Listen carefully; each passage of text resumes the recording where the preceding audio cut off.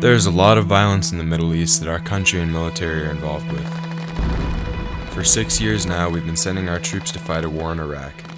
It is clear that we are fighting over oil, but now most Americans are aware that we are in the middle of a civil war and that our troops being in Iraq will not be able to solve it. Our troops have been sent into a very dangerous environment to fight a war against people they barely understand. Thousands of people on both sides have been killed in a war with no end in sight. And every time we threaten Iraq with military action, the price of oil goes up, and then we pay more for gas at the pump. Additionally, our threats help the terrorists recruit more foot soldiers. We are in an important election year, and who we elect will set the tone for how we deal with our enemies in the future. During this election, there has been a wide range of talk by presidential candidates John McCain and Barack Obama. McCain has said he'll have 100 years of war, if that is what it takes to win. McCain also maintains that we don't talk to our enemies unless they agree to our demands first. He has said that he would use the threat of military force and economic embargo to intimidate our enemies into doing whatever he thinks is in our best interest. Obama has maintained from the beginning of his campaign that he feels it is crucial to global diplomacy that we speak directly to our enemies without conditions. He also believes that the U.S. has been trapped by the Bush-Cheney approach to diplomacy that refuses to talk to leaders we don't like.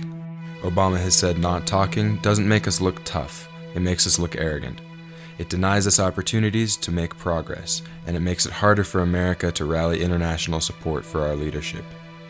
On his website, Obama states that he will launch an aggressive diplomatic effort to reach a comprehensive compact of stability in Iraq and the region, including Iran and Syria. Obama has stated that he is willing to meet with the leaders of all nations, friend or foe, and he believes in talking to our enemies in a similar way that Reagan talked with Gorbachev in the middle of the Cold War.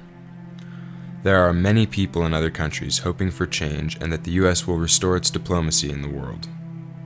Obama has been very popular everywhere he has traveled. McCain criticizes Obama for saying we should be talking with our enemies. McCain, like the Bush administration, blames Syria and Iran for aiding and abetting Iraq. He maintains a military approach towards our adversaries and says he won't talk with them until they stop aiding and abetting Iraq. In fact, McCain has even stated that we should be fearful of talking with our adversaries, and would indeed go on the offensive with Syria and Iran. There are many people on both sides concerned that he may end up going to war with one or both of these countries. McCain has recently said that, quote, Senator Obama has declared and repeatedly reaffirmed his intention to meet the president of Iran without any preconditions. He has even said that such a position, quote, betrays the depth of Obama's inexperience and reckless judgment. In addition, Senator McCain has stated those are very serious deficiencies for an American president to possess.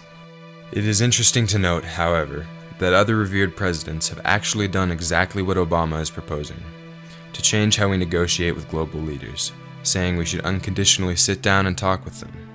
We should be prepared, but we shouldn't be afraid to speak to our adversaries, in the same way that JFK sat with President Khrushchev during the Cold War. There are many issues right now that need the immediate attention of the entire world, including the environment and other issues like world hunger.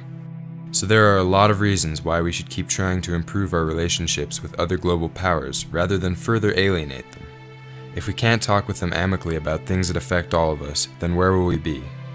We need to make changes in the way we do our politics, and we need to do it now.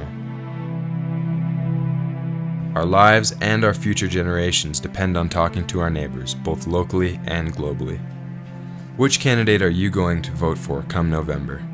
One who is resolved to talk with our adversaries, or one who has said he will not until all conditions have been met?